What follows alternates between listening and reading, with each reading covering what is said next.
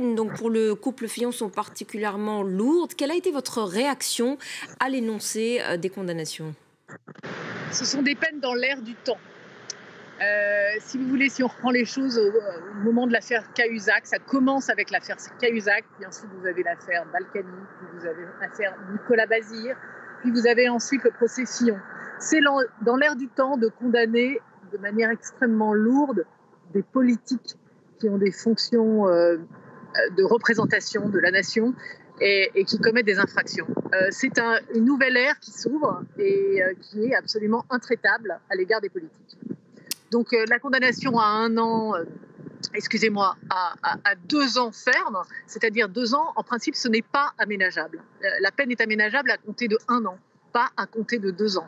Mais il se trouve que là, en l'espèce, il n'y a pas de mandat de dépôt à la barre, donc les prévenus peuvent faire appel, le couple Fillon peut faire appel de la décision, il n'ira pas en détention. Et les avocats ont déjà annoncé leur intention de faire appel. Que peuvent obtenir François Fillon et Pénélope Fillon, selon vous? En appel. Écoutez, ils peuvent obtenir une moindre peine, éventuellement une relaxe, puisque c'est ce que plaident les avocats de la défense, ils plaident une relaxe. Il se trouve qu'il y a quand même un élément nouveau, et me semble-t-il, les avocats ont plaidé en début d'audience un supplément d'information, c'est que juste avant le délibéré, c'est-à-dire durant toute la semaine, on a eu les déclarations d'Eliane Houlette, qui est la présidente du parquet national financier, qui a pu... L'ancienne chef du parquet national financier. Exactement, qui est à l'initiative en fait de l'ouverture des poursuites à l'encontre de Fillon et qui a pu éclairer, si vous voulez, les circonstances très particulières dans lesquelles cette enquête a été menée et qui nécessitent plus d'investigation. Donc elle avait parlé de pression procédurale de la part de sa hiérarchie, qui avait donc des déclarations qui ont relancé le débat sur l'indépendance de la justice dans cette affaire Fillon.